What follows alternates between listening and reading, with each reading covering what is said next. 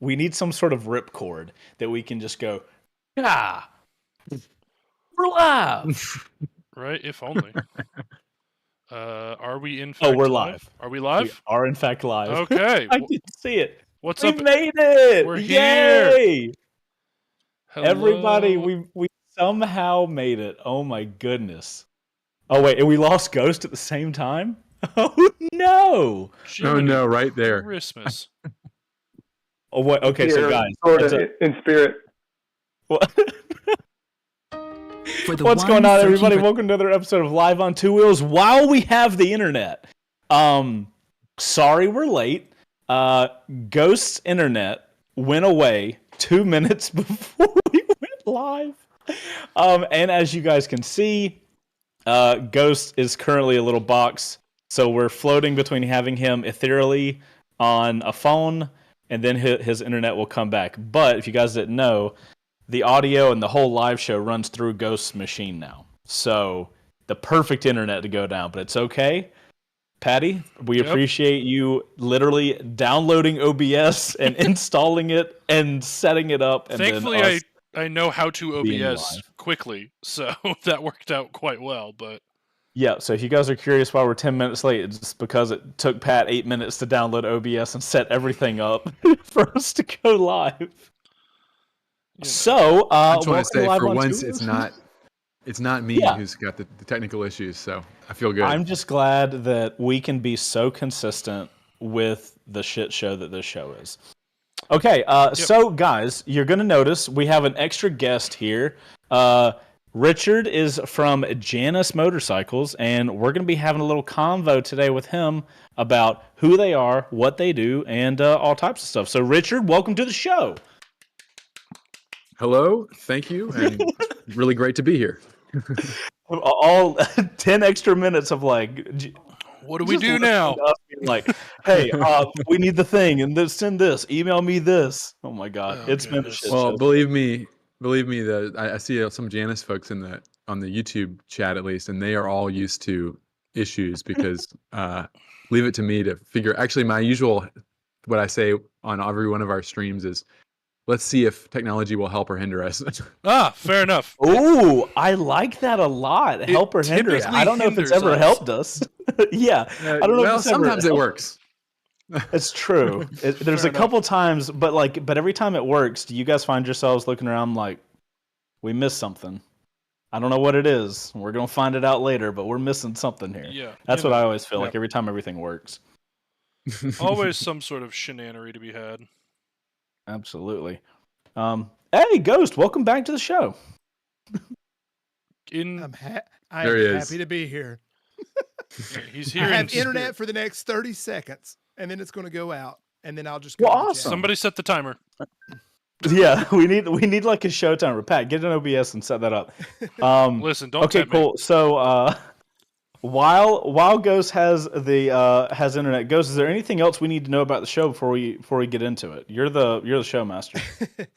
No, just having a conversation so that all of us and all of our viewers, listeners can learn more about JANUS Motorcycles. So we're grateful for Richard for taking the time and putting up with a lack of internet here on the east side of Atlanta. In the north side of Atlanta, having good internet. There you go. Yeah. Get wrecked, nerds. So yeah, I thought we would just kind of start out, maybe just let the show also be kind of like a timeline of JANUS, like how y'all got started and things like that. So, yeah, maybe Richard, if you just kind of want to kick it off there, like what's kind of the overview of who JANUS Motorcycles is and how that kind of got started. Yeah, absolutely. So, well, yeah, thanks so much for having me on. It's really it's fun to talk to a new group of people and share what we're doing. And so, what we're doing is, I guess, the easiest way to describe it is that it's different. And especially We here like here in the States. Yeah. Some people might even say weird. But here in the States, as you all know, bigger is usually better. And what we do is not bigger. It's we focus more on the better, or at least in our own opinion. we've been building motorcycles. So I guess just to start, we are a production motorcycle manufacturer. Even though we put out much fewer bikes than Harley-Davidson, we're based in northeastern Indiana, Okay. about 15 miles south of the Michigan border. About, if you know where, we're about 2.5 hours east of Chicago Okay. on 8090. Okay. Yeah. Yeah, and it just so happens that the county we're in, Elkhart County, is the 80% of RVs are manufactured Yeah. in this county. Elkhart, Indiana. Yep. And so it's the Elkhart, Indiana is the RV capital of the U.S. at least.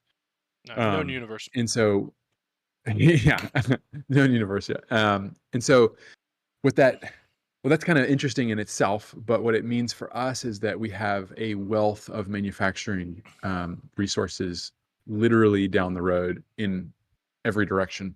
Goshen's the county seat of Elkhart, and so I joke sometimes that you can't go a mile without passing a machine shop or a powder coater or whatever. But it's really true. Oh, what a great place to build stuff. Oh my God. Yeah. I would die. Yeah. There is just an incredible amount of resources for that. And so we're also odd. This is where it gets weird. We're also in a area where there's a large Amish community, and the Amish are really big in the RV industry. So at least in this, there he goes. At least in Bye, this, Ghost. at least in this group of Amish in this part of the country, they aren't doing so much like the subsistence farming and growing their own food. They're often working in a factory, often an RV factory. And then that's interesting. And so then in the afternoon when they get off work, they will do their own chores or side hustles, etc. And so I only learned recently why the RV industry starts at like 4 a.m. It's because of the Amish. Huh. They have this early. What? They start at like 5, and then they go to 2, and then everybody gets off, and they can do their own thing in the afternoon. Oh, I'm not here for getting up at 5, but I am definitely here for getting off at 2. So I might have to try the whole Amish thing. Well, it's quite an industry. So anyway, that's kind of the background of where we are and why we're able to do what we do. We got started, and I was talking to y'all a little bit before we went live. My background, unlike many motorcyclists, I think, Patrick, you were saying that you got started with dirt bikes as a kid, 2 years old or something like that. 3, yeah. And that's but a wee 3. lad. Yeah. That's probably a pretty common story, I think, with motorcyclists. I mean, they often get started on dirt at a younger age. I did not start at a young age, nor did I really don't have much dirt bike experience at all. I've done some dual sport riding off road, but I got into it through vintage 2-strokes, old, mostly all 50. You're a niche, my guy. Vintage 2-strokes. That's your introductory into motorcycles. That's awesome. Yep. So my mother had a Vespa 50 from like the early 80s 2-stroke. 50cc Vespa scooter, which are pretty rare. And then right in college, I got myself a little pedal type Garelli moped, the dorky little 2-strokes, and I was that's what got me interested. It wasn't motorcycles, at that time at least. I was really interested in cars as a kid and car design. Actually, I just got the news, or I heard that there's an Italian car designer that I was obsessed with as a kid, designed the Lamborghini Countach. Just died yesterday, 85 years old. I heard about that. It was kind of like a big deal. I was like, wow, because he was that was my kind of, that's what I was thinking about when I was a kid, not motorcycles. Right. So then in college, I got this moped and I went to go to Notre Dame, which is about 45 minutes west of here. And I thought, I had no idea. I'm from Virginia originally, what Northern Indiana winters were like. And so that was my only means of transportation, was this moped. And no. No, it was not a good idea. I would say you got thrown into the fire and flames, but it's essentially the opposite of the fire and flames. Yes. So, the ice and the lake wind. effect. Yeah. Lake effect, yeah. Yeah. Oh man. So anyway, but I did meet in the area. There was a guy with a vintage moped repair shop, Devin, who we struck up a friendship, and I just started. What we would do is we'd meet once a week, wrench on the bikes, and ride, and go get something to eat, and just hang out. And it was just this awesome kind of club atmosphere. And we'd go to rallies. There are all these vintage moped. There's a whole so-called the Moped Army. We have rallies all over the country, and Oh, that's rad. it was that kind of community. Yeah. And the idea that working on the bikes together, it just completely enthralled me at that point. And so instead of getting an internship over the summers, in an architecture firm like I should have been, I was studying architecture. I took a job working at his repair shop, and Nice. it was like repairing and also restoring. And then what we eventually got into was actually, and this sounds crazy when I tell people, especially motorcyclists, customizing vintage mopeds. And there still is a market for that. We had we were selling some of these things for like $8,000. This is a bike that probably sold for $800 or less back in the Right. in the 70s. And then we started getting into aftermarket parts for them. And that's actually still a big thing. You'd be amazed at how many expansion chamber, exhaust systems are being bought for these bikes even today. And so we started making, so I think it was clutch components, intake manifolds for larger carburetors, exhaust systems. And to do that, we started doing it ourselves, but then we started farming it out.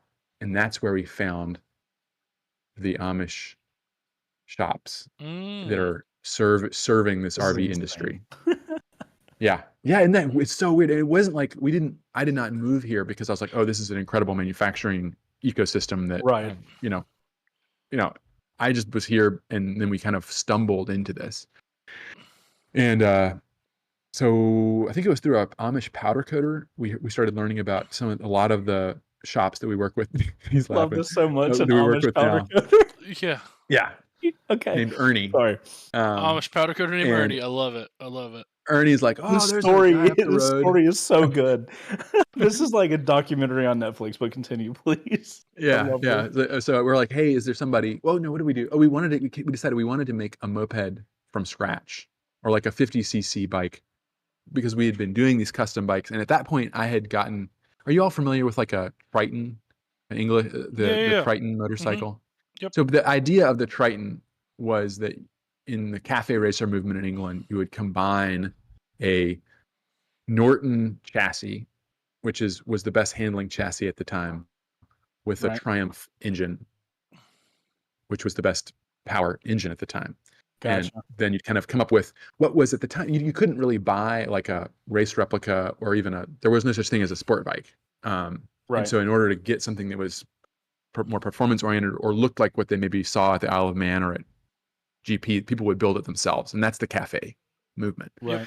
And so I did that. I was like joking around kind of, but also just thought it was cool to take the best moped engine and put it in the prettiest frame.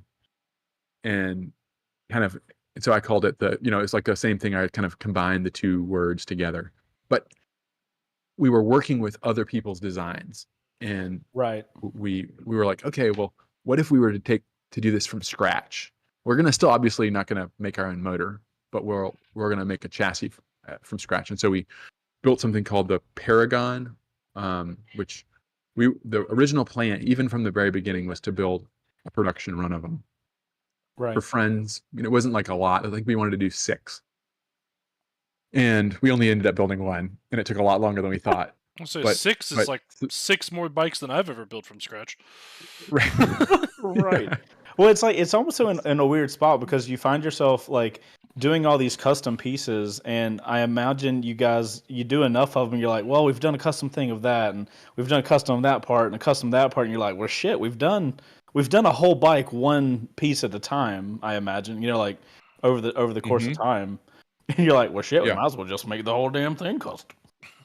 Yeah, and it wasn't just like the idea to make it custom. It was just like we were trying to make these little mopeds look like motorcycles in a lot of ways, and we were reaching the limits of what you could do. And Gotcha. so the first bike that we did, that Paragon, was really, I'm not sure, are you familiar with, like, in the 50s through the early 80s, there was actually a 50cc GP class. Yeah. And so what you ended up with were these, to my mind, beautiful, like they're just pared down to the absolute minimum you could These look possibly. awesome. Hold on. I'm going to share my screen so I can show everybody what this Yeah. looks like, because this is awesome. They're Let me just make sure I'm doing incredible. everything. Yeah, these look awesome, guys. Hold on.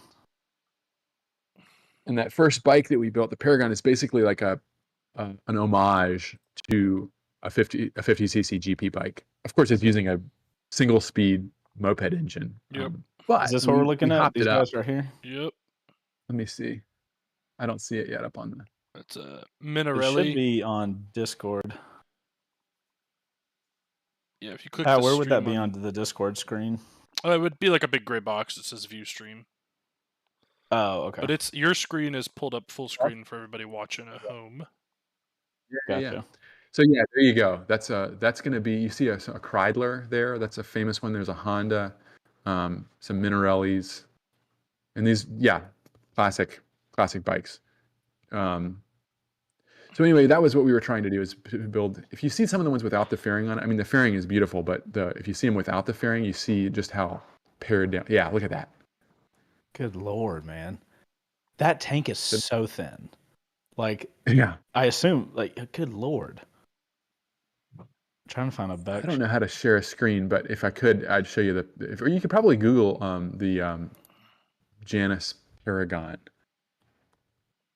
See if you'll see the bike that we built, and it's all raw aluminum. There it is, right there. That went up there in the corner. Cool. Bro.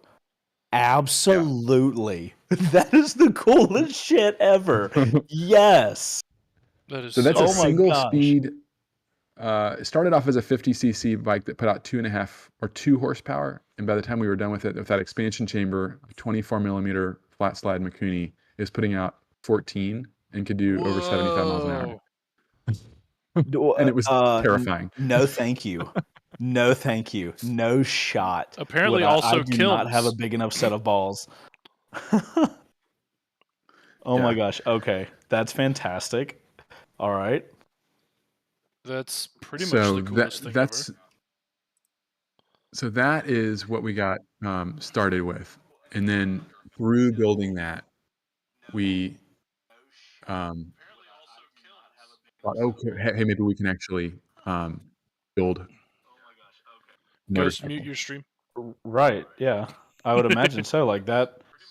That is so cool. I don't like chrome generally, but this thing looks freaking awesome. Yeah, I would imagine that's all polished. That's polished aluminum. Oh, shit. Yeah. Okay. Well, I take my statement back then. That's fantastic. I would go imagine fuck you'd have myself. a lot of. Yeah, I'd imagine after you build that, you're like, you kind of realize like what you're capable of at that point, right? Exactly. You have to be Exactly. proud. That's about exactly what it building was. that. Yeah. And we got a little bit of attention for it. It was featured on but I think it got on. I don't know if it was Pipeburn back then. Was pretty big. Yeah. Custom website. It got featured there, and then we had local people being like, "Hey, you should make motorcycles." And we're like, Okay. instead of saying, "No, that would be a really stupid idea," we're like, "Oh, yeah, let's do that." Yeah, okay. You Financial. have a great point. Let's do that. Let's do it. It's a casual thing. Yeah. So in 2011, we got started, and it was a weird series, or the way that we chose to launch probably was the reason that we were successful, but it was also kind of a chance in the sense that we were very much in that kind of cafe racer mentality, and that's what we thought the market wanted. This was 2011, by the way. And so I would say that was like maybe a little bit past the peak of the real height of the cafe racer movement, but it's still in it. Right.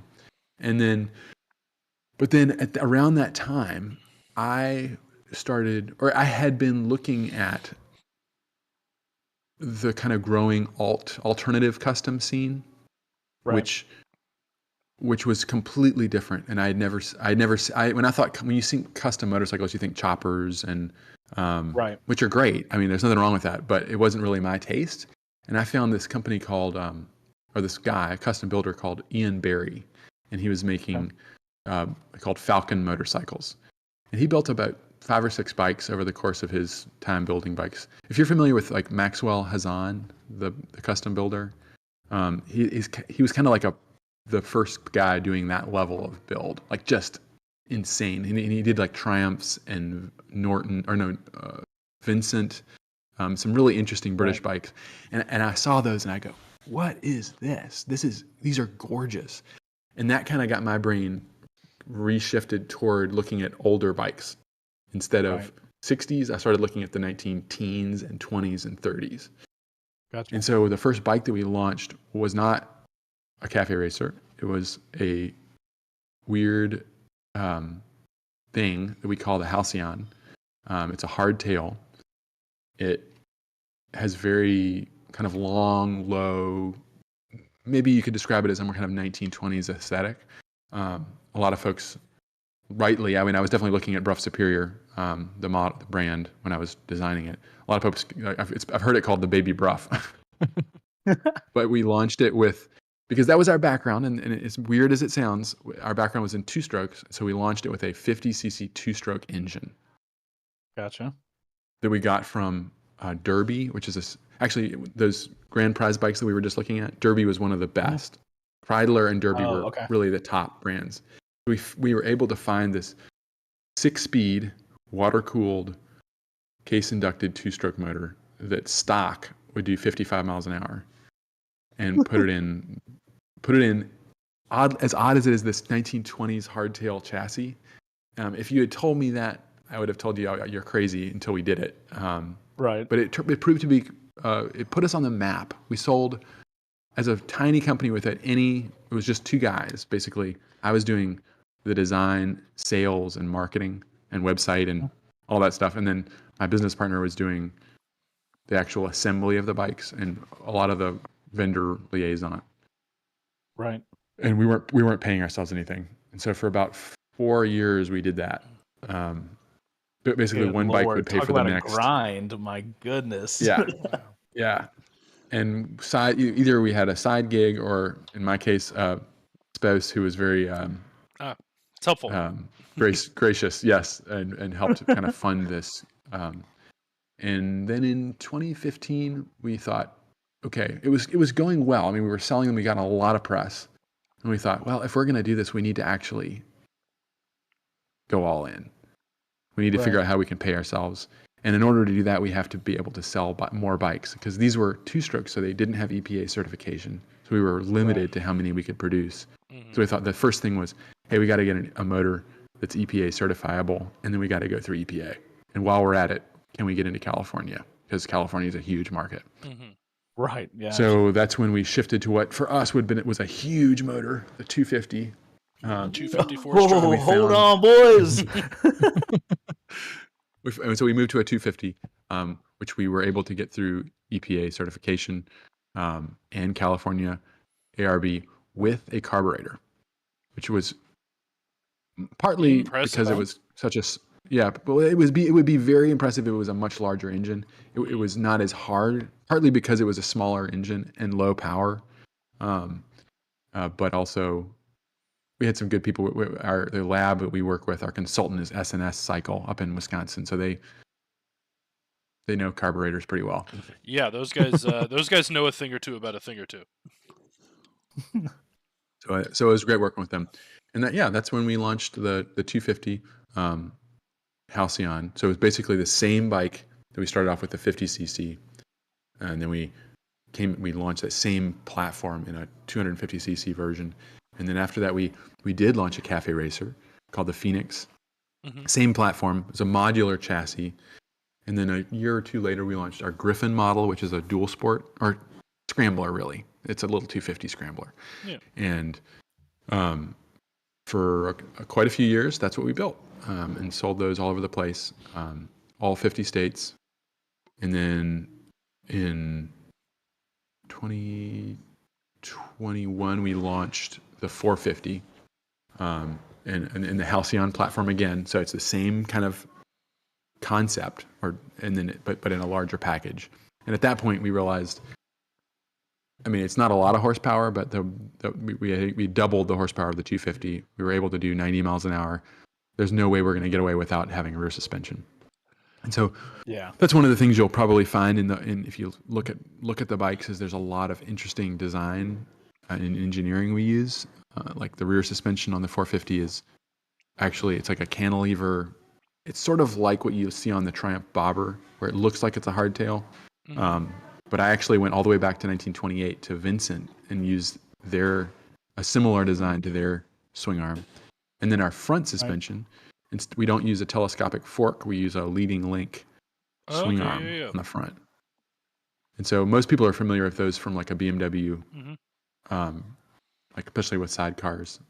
But we have a slightly different version. It's not an Earl's fork like the BMW. It's actually just a leading link. And so there's just some very interesting, one could say anachronistic designs, but we found they actually work incredibly well for this kind of application. Yeah, I mean, they're so light too, right? Yeah, that's really the basis of what we're trying to do. Is we're trying to create super lightweight, super approachable, fun, just kind of a motorcycle that's about enjoying kind of putzing around and just having a good time. And that's what we've started calling over the last year or two, rambling is our kind of riding. It's not about going super fast on the highway or even, it's a lot of the different, being really loud or all those kind of things. It's about just kind of having this enjoyable experience. Getting to somewhere is more of the idea rather than reaching. The destination is less important. I like the rambling around term. That's it. I feel like that encompasses everything that, like, you just want to go out for a little chill ride. It's not too serious, and you have a destination you're getting to, and you're just trying to enjoy being on a motorcycle. I love that word. It sounds like JANUS is the opposite of the Gixxer, bro. Yeah. Diametrically it is 100%. Yeah, you guys are the other end of the spectrum of the I don't need no gear, I'm gonna go as fast as I can, boy. Right. To each their own, I have I'm fine with whatever kind of bike you want to ride or however you want to ride it. But we've found that I think that if you ask most motorcyclists why they ride, if you try and boil that, what I've tried to do is, what we're trying to do at JANUS is trying to boil that down. And it's not going to, there's no mean that it's going to appeal to everyone. But our version, our kind of elixir of motorcycling is that it's about having this the most immediate experience you can of riding and of having as little as you can between you and just flying in some ways. I often compare riding a motorcycle to like piloting something, because you definitely get that kind of sensation of kind of like I found that in like sailing a boat, you get a similar sensation. And not that I've flown very much, but the few times I have in a smaller plane, it's absolutely like that. You're just like so exposed. And so a motorcycle, I have control of everything, including my life now. So, exactly. I messed this up. I'm done. Exactly. Same on a bike. You're going around a corner and you're saying, "Oh, I want to push this a little harder." And yeah, you can, but you literally have your life in your own hands. And I think there's very few places where we can actually do that today. And so that's why I think a lot of people like to ride. And that's what we're trying to do is to find a way to be able to do that without having to go 200 miles an hour or 100 miles an hour. You can, like riding a small displacement bike, you can wring it out. You can go through all the gears and you can feel like you're going 1,000,000 miles an hour, and you might be breaking the speed limit, but barely. Yeah, I've always had the adage. I end up saying that every time I do a motorcycle review, and because like when I do motorcycle reviews, I am not biased to any motorcycle and I'll ride anything, and I feel like every time I ride one of the smaller bikes, especially when it's in contrast to like last week, I do a big bike. There's an entirely different level of enjoyment. Yeah, well, like there's a difference in the level of enjoyment, and it's almost an entirely different feeling of a big bike, especially in the city areas of the first ride route that we do, in the city on a small bike is immeasurably more fun than a big bike because it's big, it's heavy, and you're gonna twist the throttle this much, and you're gonna be speeding, and you're not gonna ever shift. Contrasted to a small bike, the green light turns red, and you're just like, brah, brah, brah, brah, and you're going 15. You know what I mean? Like you're so much more engaged in the riding experience on a smaller bike. I can 100% understand what you're talking about, especially for a mentality of, you're rambling, you're just enjoying the thing, and it's much more enjoyable, and you're in it when you're shifting up through the gears, up and down, and you're only going red light to red light. You know what I mean? You're keeping up with traffic type thing. Yep. It is an entirely different. I mean, it's all riding motorcycles, but I feel like it's so massively different between the two types of bikes. The smaller bikes and the really big bikes.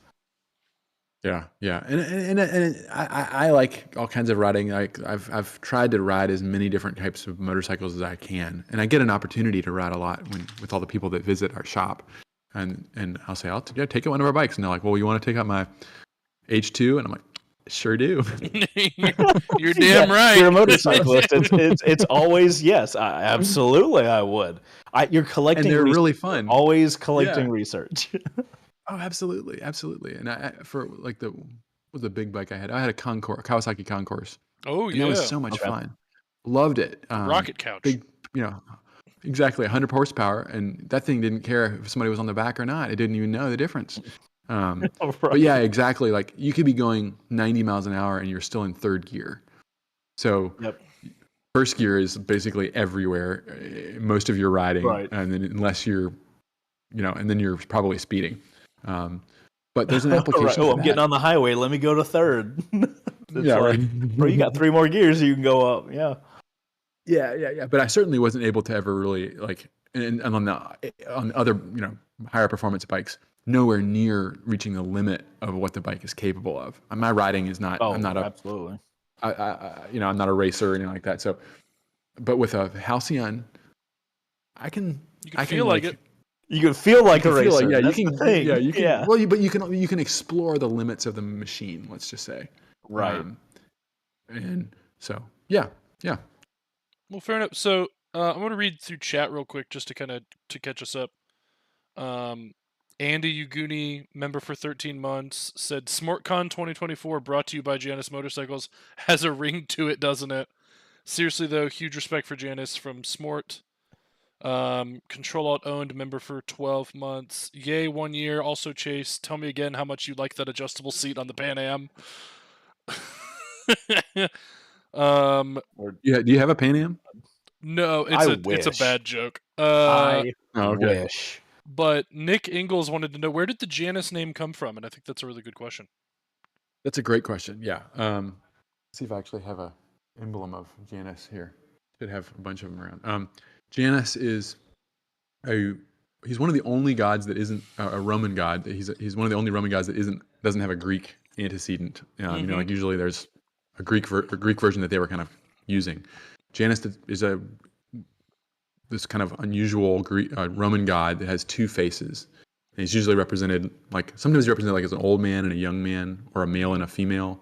But it basically is kind of a god of dualities and of time, because he looks to the past and the future and war and peace, all that kind of things. And because of that, he's also the beginnings and ends and the road.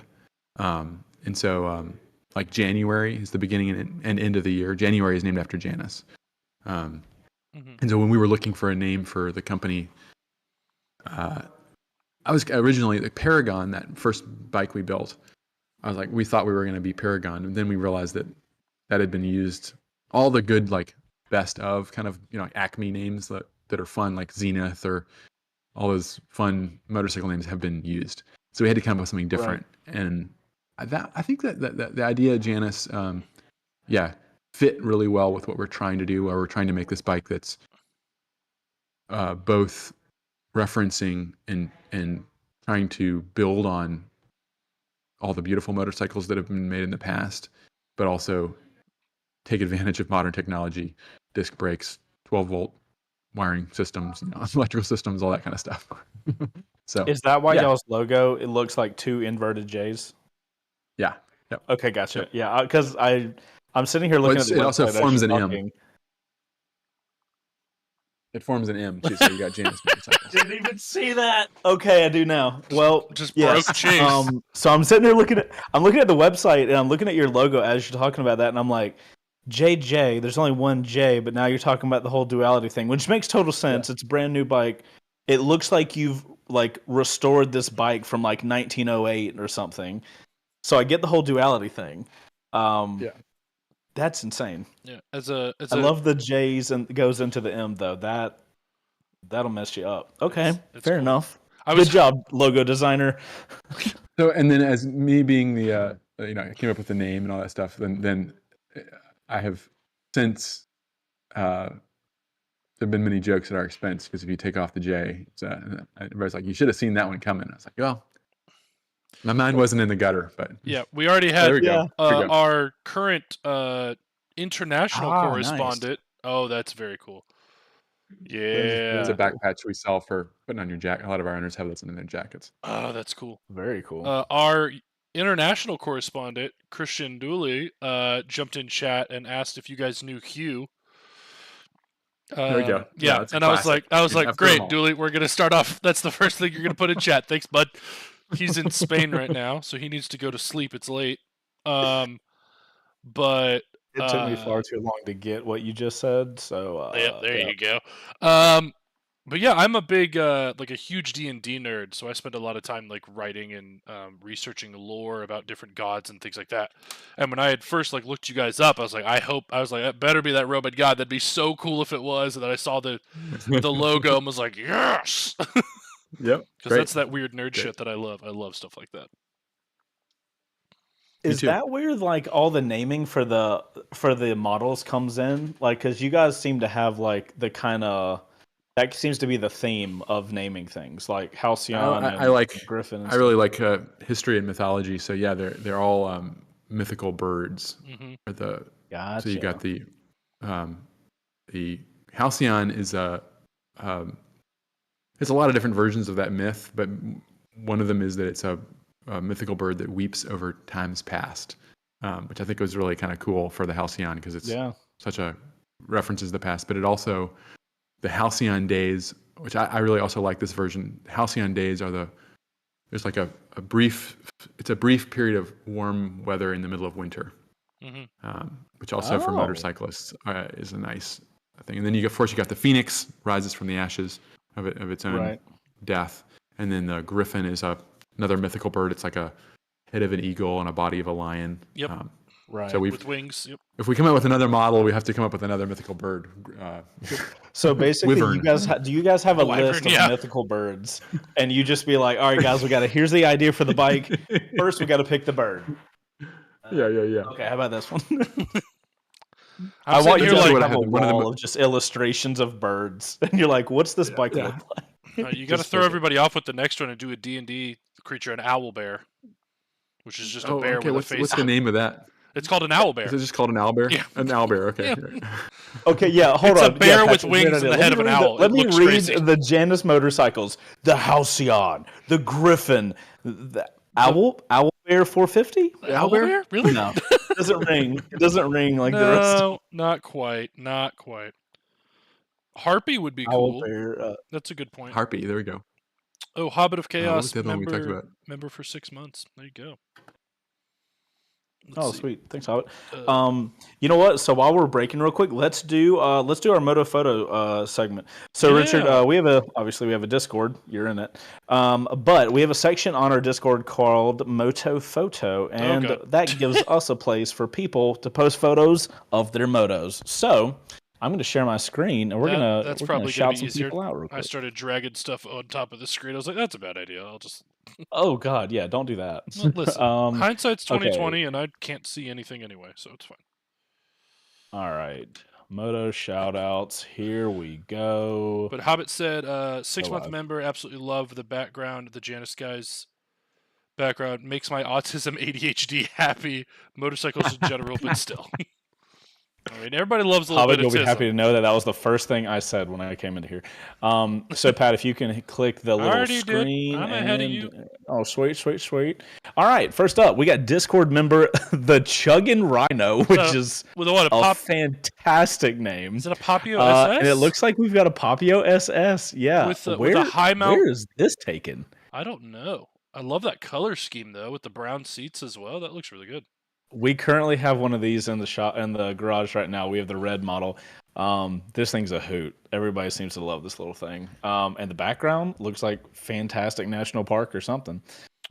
Shout out to the Chuggin' Rhino. I love that name so much. All right, next up we have boom, Doug Dimmadome. Doug Dimmadome, owner of the Dimsdale Dimmadome. That's a. What did you just say? Doug Dimmadome is a character from the Fairly Odd Parents, and the town that show takes place in is called Dimsdale, and Doug Dimmadome owns the town, and Doug Dimmadome, owner of the Dimsdale Dimmadome. Okay, noted. So that's a reference to a silly cartoon from the 2000s. But that is fair enough. Beautiful. I don't know what this is, but looks like a Honda CB650 or a CB750 maybe. It's an early model. Yeah, this is pretty slick. Probably I like I love the view too. 74-ish, probably 74 to 77, some of that ballpark. Dude, that road behind him, that's a top speed road. Mm-hmm. You get to the top of that hill and you start heading down, you're like, boy, I'm about to cap out this thing. That's awesome. Look at the lake in the background. Okay, cool. I can't keep looking at these images. I'm sitting inside looking at a screen, so I'm not writing. All right, next up, we have user Funky Fong Fug. Which so I guess he's on F's now. Yeah. So this guy used to be known as Donkey Dong Doug, and then Bonky Bong Bug, and now he's Funky Fong Fug. You know, he's making his way through the alphabet, I guess, changing his name. This looks like a road I have no business going down. I would probably never make it back, and I'd probably have to camp out. Cause what, Pat? Do you have background on where this is? That is a man on a motorcycle in the woods. That's what I know, and that's from looking at it. It looks like a wooden road or something. What is it? A bridge? Like maybe a bridge or something, or. What is that bike? This is that like a TW? Bridge. Is that a TW? It almost looks like a TW. Yeah. TW or like an older XR, maybe. I mean, to be fair, if I'm going to go down this road, TW is probably what I want to be on. Yeah. I have the best chance at living and making it out, I think. Yeah. Big old fat tires. Yeah, you need every bit of them. I'm prone to agree. Awesome. And those are our shout outs, ladies and gents. Thank you guys for being part of the Discord. We love you long time. Make sure to post photos of your motos, and we'll look at them every week. Yep. Smallboard does make a good point. Chase, you were on Cartoon Network. Fairly Odd Parents was a Nickelodeon show. So. There you go. So I have no obligation. I mean, I've seen Fairly Odd Parents. I'm just not super familiar. Is that your son? My dog? Yes, your son. My dog? He ran away. Aww. Come here. Nah, he's not going to listen to me. My son is back here sleeping. Being a good boy. Yeah. All right, Discord people, you guys are awesome. Okay. So Richard, I'm reading here that you guys have just released a new book. Can you? The Rambler's Companion? Oh, that's a great name. Why is my camera doing shitty camera things? Hold on. Hey, look there it at is. That. Okay, yeah. Let's tell us about this Rambler's Companion, because I'm a Rambler fan now. A Rambler fan, yeah. So I may need to absolutely. Well, we got to learn how to read if we're going to read a book. Come on now. Hopefully, it has pictures. This is not a very long one, so you can get through it. No okay, problem. Good. So yeah, it's been, over the last couple of years, or really the whole time we've been doing this, it's been hard to kind of understand, for us to talk about why we do it, and we were trying to codify what it is that makes, why people like JANUS, why we build them the way we do, and kind of what we were talking about earlier, like the idea of enjoying the journey. And So this is basically a kind of a collection of short essays or posts that I had, or it started off that way, that I had written. And then as we started thinking about it more, we're like, what is the activity that, whether it's on a Janus or not, what is the activity that we're trying to hone in on and distill, kind of like what I was saying before? And we were, is it lightweight motorcycling? No, because that's so specific. And I think you can ramble, or the activity, you can do it on a big Harley too. It doesn't have to be a lightweight bike, but there are aspects of a lightweight bike that make it easier. So, I don't know. After a while, we figured out like rambling really is the word, and then kind of trying to define that category of what we're doing and how it's different than other bikes, so that in one sense, so that we can talk about it, and in another sense, so that our owners can both can talk about it. Sometimes it's hard to say, oh yeah, I just spent this much money on a 250 and it's handmade, and people go, well, for that much money you could get 2 used Sportsters or 8 TW200s or if you need to conquer the woods, who knows? If you need, exactly. You could, if you need to go A to B, eventually you get a TW.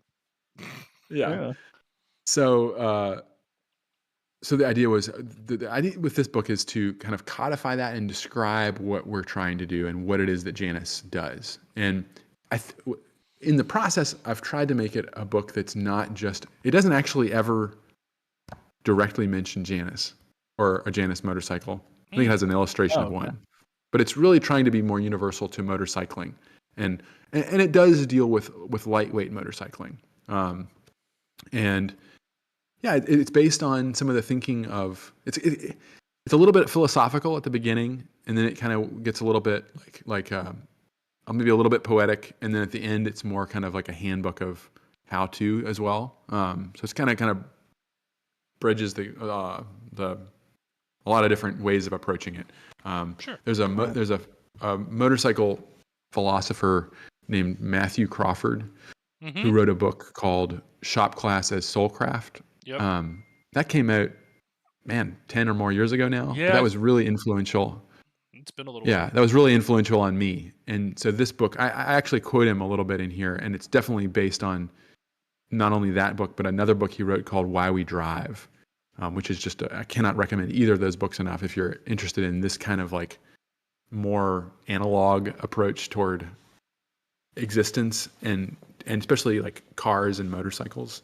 I'm making my to-do list right now as you're saying all these things.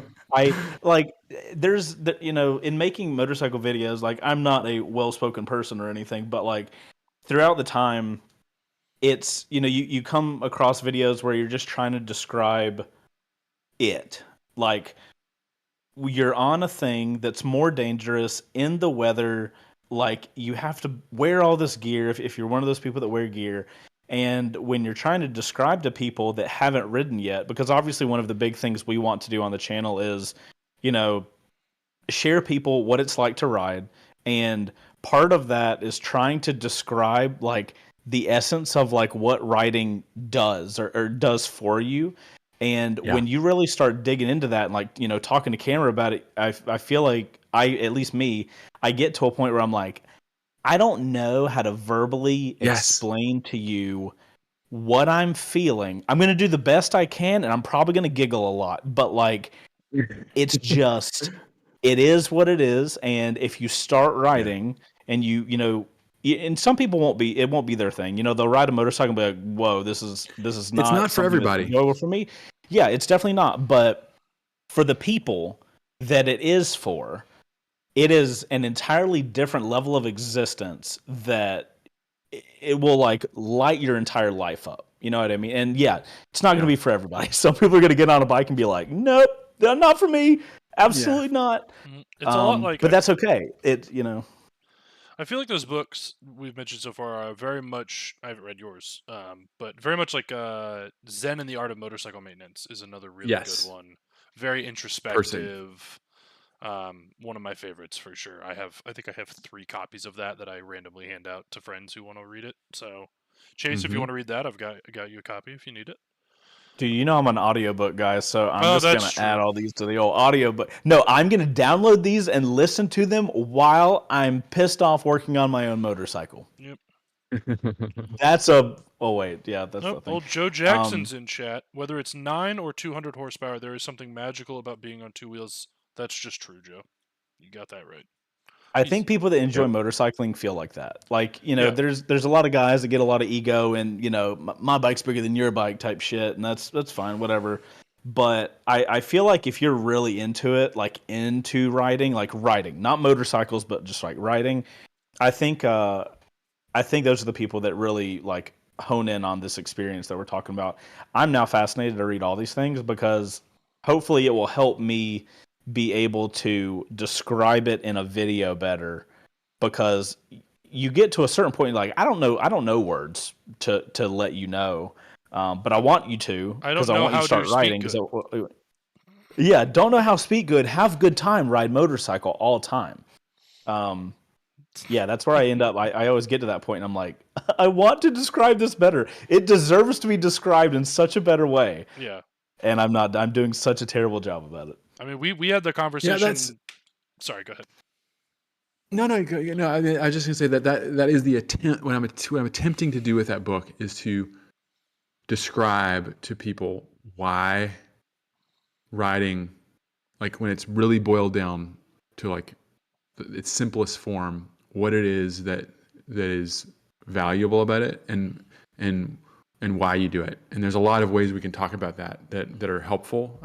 You can talk about it kind of like psychologically. You can talk about it spiritually. You can talk about it like a lot of times, like motorcycles will say something like freedom or the wind in your hair, but I think we understand.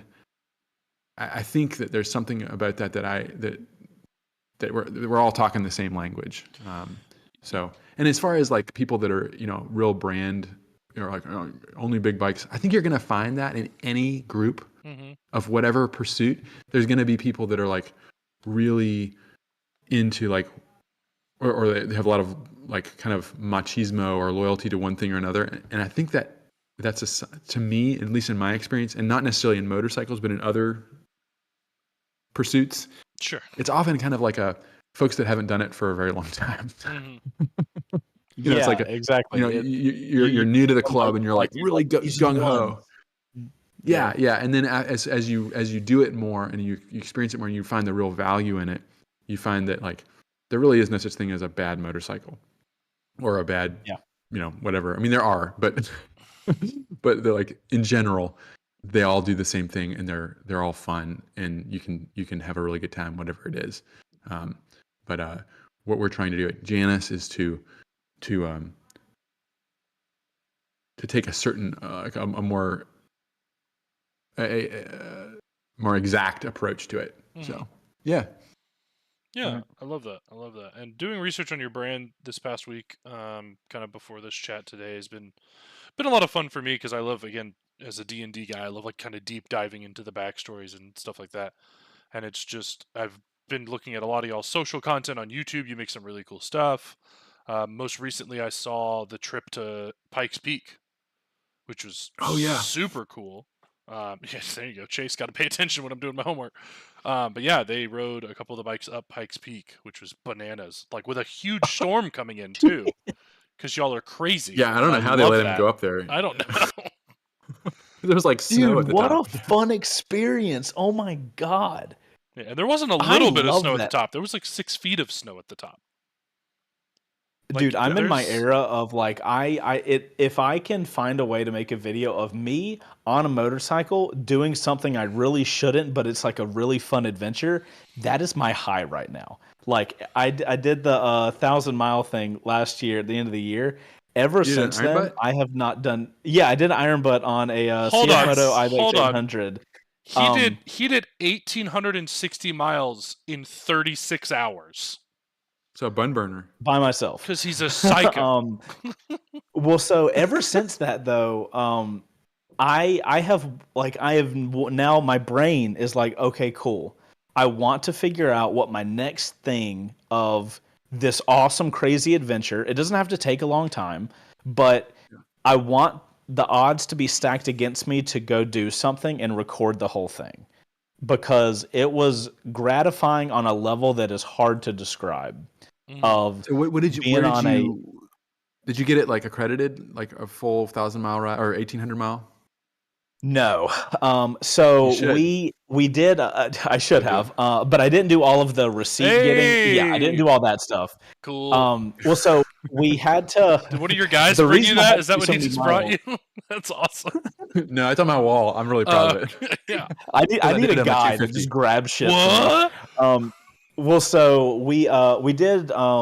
Revzilla does their Get On ADV Fest.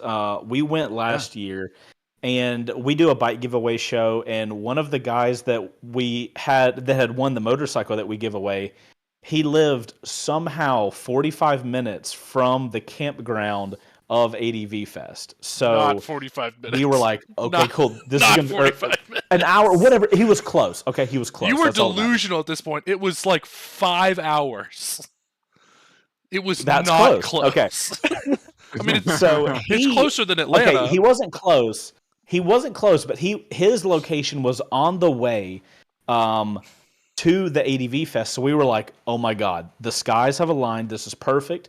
We're going to trailer all of our bikes, including the giveaway bike, across the country, drop the giveaway bike off, and then we're going to go the rest of the way and do the ADV Fest thing. And everybody was talking about CF Motobikes not being able to be reliable. So I was like, well, what I'll do, because I don't know if they're reliable, they're like brand new to the market, I'll test it out. Mm-hmm. So I was like, I'll break it in with 1,000 miles and do an iron butt, and we'll see what happens. The guys were like, you guys were like 12 or 24 hours ahead of me or something like that. We were So supposed to be 24 hours ahead of you. We ended up being like 12 hours ahead of you because you were supposed to leave it the next morning, and you left at 9:30 at night. That night, which so they had like a ridiculous decision. They had like a massive trailer. Yeah, they had like a massive trailer like 12 hours ahead of me. So like, if shit would have really hit the fan, I could have made a call and be like, "Hey, you guys need to come pick me up," type thing. We had made the decision that if it was like "I'm tired, come get me," we were gonna be like, "Sucks. This was your idea. You're riding it out." Yeah, of course, as you should have. But if it was a mechanical failure, that whole situation, we'd come get you. Yeah. So that was the situation I decided to put myself in. Left at 9 p.m. one night, and I rode all the way through the night, all the way through the next day, and like I was making a video the whole time, which is the reason I didn't do the accrediting thing, because doing an iron butt is difficult. It is not an easy situation to do. And if you're filming the whole thing and every stop, you're pulling the camera out and you're swapping your batteries out and you're going through your head of like, okay, did I get a shot of me pulling into the gas station? Okay, cool. Did I talk to the camera? Did I check how many miles and did I show that as a like? You're already keeping up with so much. I made the decision beforehand. Yeah, and we had tried to do an iron butt before, and I had my guys come with me, and we were going to film it and do like a really cool video, and we made the video, but long story short, we got to mile 955 or something, and we got a flat tire on the rear tire. No. Yeah, and we had a patch kit. We patched it, but we had been filming for 23 hours. And the decision was like, I can ride on this patch absolutely exhausted, and if something happens, I'm not going to have the wherewithal to handle that, if the patch blew or something like that. So we did make the decision at that point to just take it back to the shop, and we ended up being, I think, 30 or 40 miles off of the iron butt. Final total was like 968 or something like that. Yeah, that was 2 years ago. So that's why part of me wanted to be like, I wanted to strip it all back. I just want me. I want a few cameras, and I'm gonna do this damn thing. But I did that. It was fantastic. It was hard. It was rough, but got through it. You did like almost 1,200 miles the first day, and then the other 600 the next day. Yeah, to catch up with you guys. Yeah, you did the first but yeah, that 1,000 feeling though in of 18 hours. doing this crazy thing that like my wife was telling me I shouldn't do that. The guys would be like, "Hey, this is dumb. You should maybe not." And I'm like, there was something in me that's like, I want to do that really bad, and I'm so glad that I did, because that feeling of like you have this insurmountable task ahead of you. So that when you guys are talking about the Pikes Peak on a small lightweight bike, I'm like, with a storm coming in, I'm like, bro, oh my God, sign me up right now. Yeah, Jesus. I maintain that Pikes Peak I'm all for video is the best video on the channel, by a long shot. I remember we were Pikes filming. Peak, you mean? Or no, sorry, the Iron Butt Go video. ahead. But your Pikes Peak video is also very, very good. But yeah, your Chase's Iron Butt video. I watched like an edit of it. Like we were still at the old shop. I watched an edit of it and was like tearing up. Like it was such, for me, like an emotional thing, because I know how it happened, because I was on the other side of that whole experience from him. So it's just super. Yeah. Was it's the Pikes down my Peak favorite video 8 months ago? Is that when that video came out? Sure. I'm trying to find this video. Something like that. I can't remember. I don't know. I see the guy Pikes who Peak hill did climb on a Janus Halcyon 450. Yep. Yeah, Jackson photo. Old Joe Jackson did Pikes Peak. It landed a Pikes Peak on a TU 250 a few years ago. Jesus Christ. I saw that. Holy moly. Yeah. Let's see what else. Yeah, I'm gonna have to watch this Pikes Peak video. I'm stoked now. Talking to Chase is like speaking in riddles that haven't yet been written. And then Dooley asked, what's your happy place when you do go ride, or where do you ride when you want to clear your head? I think that's a good question. Is that a question for me? Yes. Oh, yeah. Where do I ride? Will do, Ghost. Around here, I just go like out in the Amish countryside. Like we call it, they call us the outer world. Yeah. And so we've turned it around and we say we're going to the inner world. So oftentimes I'll just like Reverse Uno card the Amish. I love it. It was Monday night. Yeah, I did a fantastic ride out east of Goshen. It's just farmland. Unfortunately, we don't have y'all's good curvy roads. They're all straight. So it's kind of a little. I know where all the curves are. You have to go and probably actually like the best riding locally is go up into southern Michigan. Yeah, there's some really pretty rides up there, and man, some gravel roads. I have an old KLR. I like riding that too. Hey, I knew we'd be friends. hit some gravel, and now we have we have our Griffin model, and we just launched the 450 version of that. So yeah, that's new and fresh for hitting you guys. some gravel with that. Oh man. Yeah. Apparently we have a video to close the show, but it's only 2 minutes long. So Chase, please remind me of that. Noted. So I'm looking at this Griffin thing. Tell us more about that, because this thing looks sick. Yeah. So as I say, we launched in 2021. We launched the Halcyon 450. So that was a big project. Right. It was a massive project. We had to, get a new engine in. We had to go through EPA again. Mm-hmm. And so, it's been a couple of years, obviously, and we finally have had the time to launch, which has been in the works all along, the 450 version of the Griffin. And I guess I should also mention that just on those videos, our YouTube channel is pretty extensive. We got a lot of videos up there. It functions as our dealership. And one of the other video series on there is our engineer, Charlie. Mm-hmm. For the last 2 years, he's gone out to Colorado and just ridden off-road, panning for gold, and just kind of like Chase, what you were saying, like just crazy adventures on a motorcycle. And he's taken a Halcyon. He's taken a Halcyon, like places you should not be going, and we've documented that whole. He's really good also at I think I saw like he was on like some crazy mountain pass where I'm like, that guy's gonna. Yeah. I was like, I know he survived because there's a video, but like I'm pretty sure that guy's gonna die. Like there's no that bike shot. Is definitely, it's torture testing. It's taken a beating. You got to torture test your vehicles. Exactly. So he really spearheaded, because he wants a dual sport version, this design for the 450, and we brought out the prototype in record time for us. I think it was a little over a month to the first prototype. Holy crap! That's super and we've fast. actually. we really want to get people involved in it and take pre-orders. So we don't even have a production version yet, and we're taking pre-orders. And at this point, we've built up enough of a customer base and enough of a manufacturing history that people trust us. I think every bike we've sold of the Griffin so far has been to a current customer. Oh, cool. Some of them have more than 2. Wow.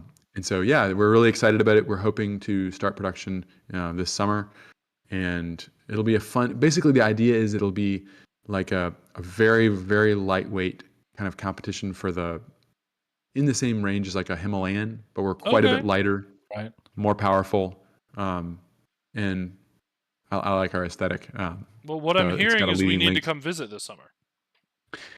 That would be fantastic. We love to give people tours and put you on as many bikes as you want to ride around on. So absolutely.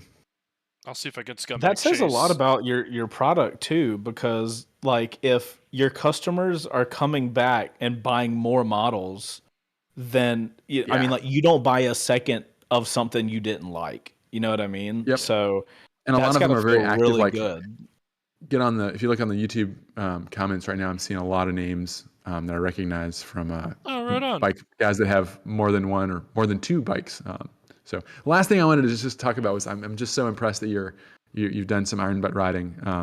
I've done a couple, and actually in the Ramblers Companion, I talk a good bit about iron butt or long distance riding. Not so much because rambling isn't necessarily iron butt riding, but I think iron butt riding is like it's just a more extreme version, in the sense that they're not going anywhere, right? Yeah. Like the point of doing a Saddle Sore 1000 or a Bun Burner, 1800 or whatever, is to put the miles down and to experience that. And there's a transformative. I think you kind of mentioned it or kind of hinted at it. There's a personal transformation you go through when you do something like that. Mm-hmm. And that's really, I think, what we're talking about with what motorcycles are able to do to you is they can make you, they can transform you, and it's a really, really awesome. So anyway, I just wanted to put that little plug in there. Like, no, for sure. The long distance riding it's a really cool thing. That's really cool that you've done that. Yeah.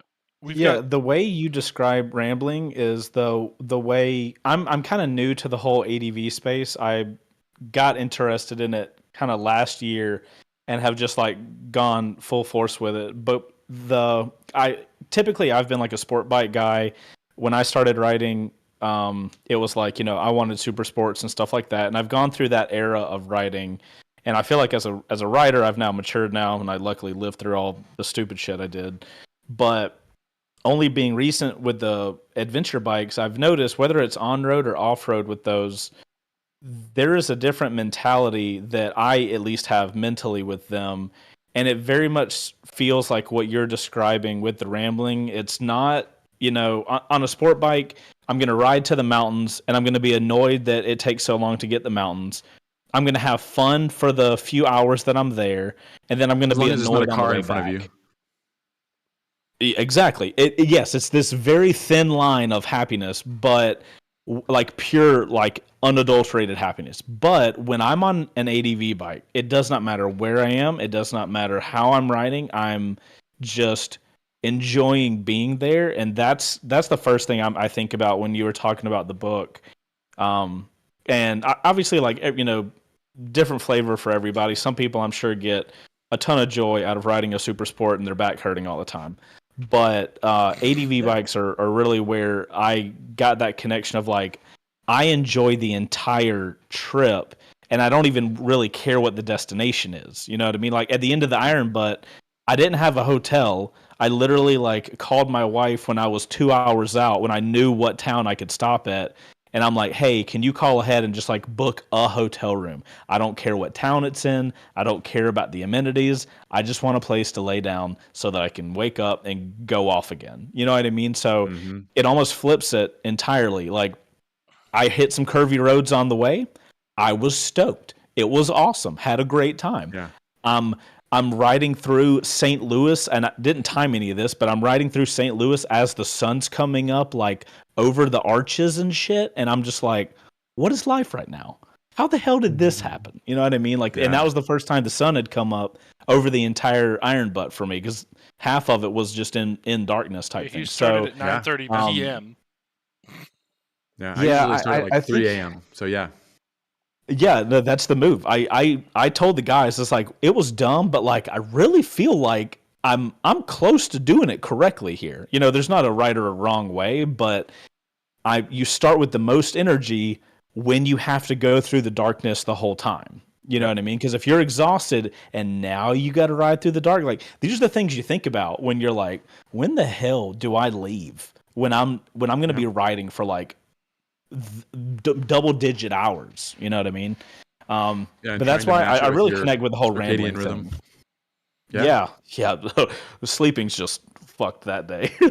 But that's why I connect with that book, I think, so much, because it's relatively new for me as a writer to have that feeling of like just enjoying the moment and appreciating everything that's happening. You know, that's the kind of mentality I want more people that ride to be able to experience that, because it is. I mean, I would say it's transformative. It was a pretty big deal to me, at least. No, for sure. Yeah. So where can people find the book? I think goes through the Amazon link in chat, but is Amazon your preferred seller? For right now, yeah, we're just doing it on Amazon. We're probably gonna sell some directly through us, but Sure. look at find it on Amazon. Yeah, it looks like we've had Companion. a couple of the gang have already bought them, and they're on the way. I think Smallbore said Sweet.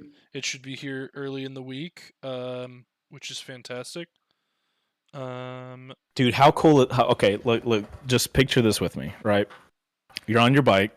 You got your Rambler's Companion in your saddlebag, and then you're riding. You pull off. You pull out some like shitty sandwich that you brought, and you're just sitting against your bike, eating your shitty sandwich on an overlook of a mountain, like reading the book as a break. Like, how awesome is that?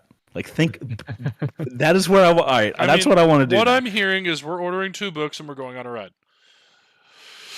I'm set. I'm done. We're going to go to the mountains, and we're going to leave first thing in the morning so that we get there when the sun's coming up. So we get and we can have like coffee in a like thermos type thing.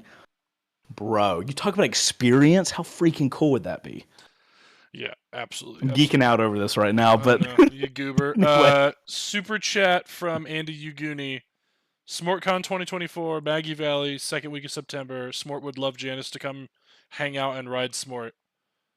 You love to see. So tell me about that. What is it? So SmortCon and Smort Industries is have fun with this, pal. Yeah, it's like our community has built. There's a couple of guys who have built this kind of like a sub community almost within our overall online community. Bunch of absolute goons. And they kind of do like a little get together. SmortCon is what they call it.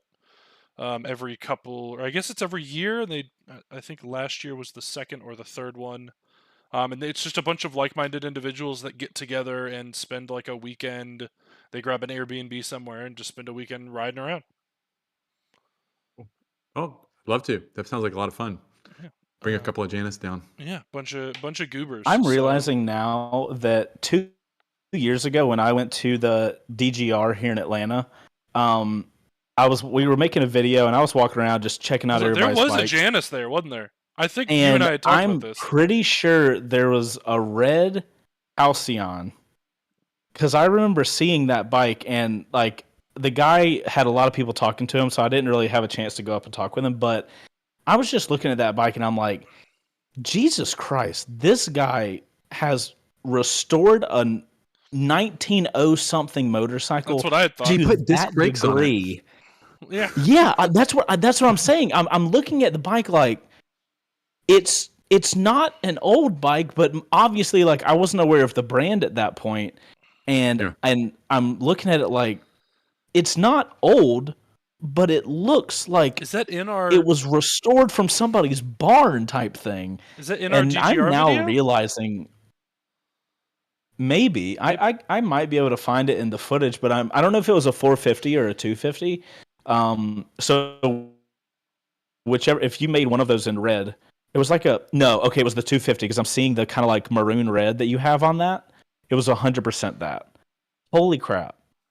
I remember this because I remember the feeling of like, bro, where did you come from?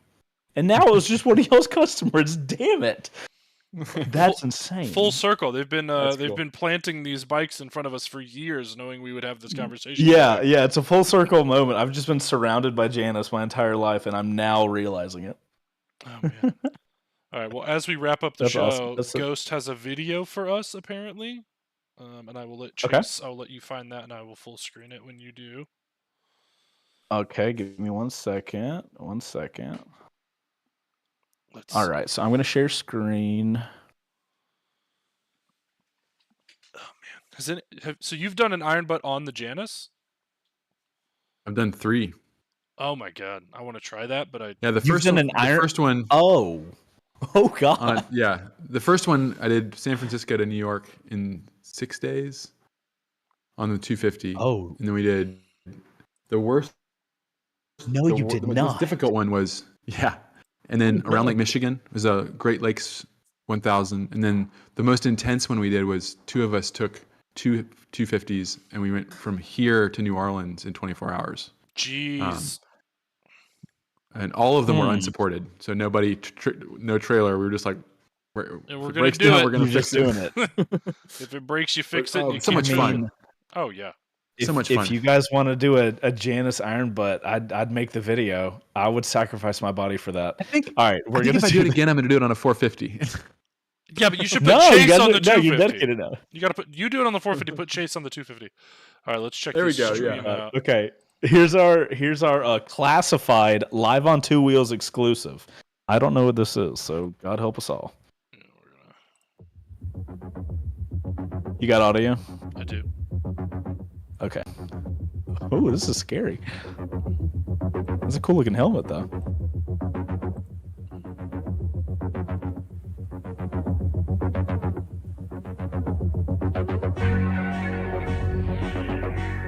Props on the transition. If you pull out a toothpaste squeegee, I swear to God. I think that's one of the small bore boxes.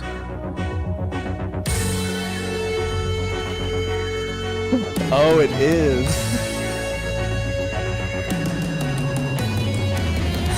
Oh yeah.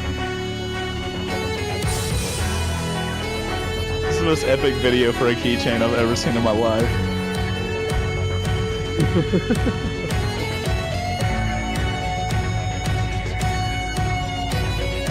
Worth it though. Those keychains are fantastic. Where do you see the cord? Look them up.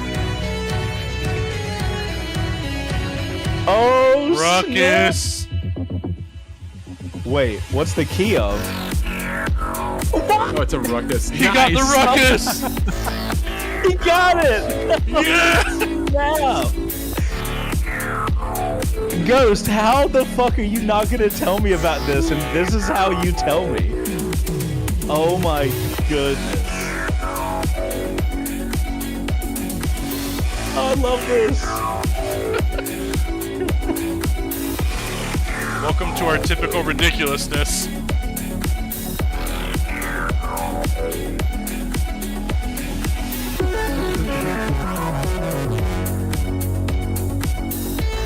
Oh my goodness. How great is this? That is incredible. There's There's credit scene. Let me just yeah. double Hold check. on. There's more. Nope. No. Okay. Oh my gosh. Okay, so I guess the ruckus has been funded, ladies and gentlemen. Ghost, nice job. I wish you were in here to talk about it. Oh man. We've had a running gag that the support of the show is funding a ruckus build. And apparently the funding has gotten to the point where the ruckus is purchased. So The ruckus has congrats, been funded. Ghost. That is fantastic. Wow. Yeah, that is awesome. That's a good way to end the show. Well, Richard, we appreciate you being on the show and like talking us through all of the mythical history of JANUS motorcycles. Literally. I am now fascinated by these things, and I can't get the thought of doing an iron butt on one out of my head. So there's Well, that. it sounds I will thanks so much blame for you having and me. thank you for that. Yeah, absolutely. Yeah, This has been for sure, man. been a blast. Essentially, this is a completely different format than I've ever done. So really fun. yeah, thanks for having me. Normally our format's a little Yeah, we try to be more- serious and not serious. Yeah, it's a little more produced typically thanks to Ghost, but obviously with internet shenanery being what it is. Correct me if I'm wrong, you guys do a live show on Mondays, is that correct? Yeah, I do a live stream. It's called the Ramble Stream on Monday night at 7. And it's kind of varies Okay. what I talk about, but it's about an hour, and we have a lot of. It's a great place if you're interested in a Janus, because there's mostly Janus owners on there, and a lot Right of folks with multiple bikes, and so great place to ask questions. And yeah, Well, great. come on by. Well, cool. And that's 7 p.m. Yeah, that's awesome. Central? Eastern. Yeah, Eastern. we're right on the edge of Eastern. Oh, okay, 7 Eastern. You guys check that out over on Janus's channel on Mondays. Yep. Yeah, so guys, well, if you guys are curious about the book, the website, the YouTube channel, we'll have all that stuff in the description of this live show. So if you guys want to check it out yourself, power to you. And thanks for watching, guys. Thanks, Richard. Thanks, Pat. And thank you, Ghost, for spectrally being here. Yeah. And Yeah, thanks, we'll guys. see you guys on the next episode.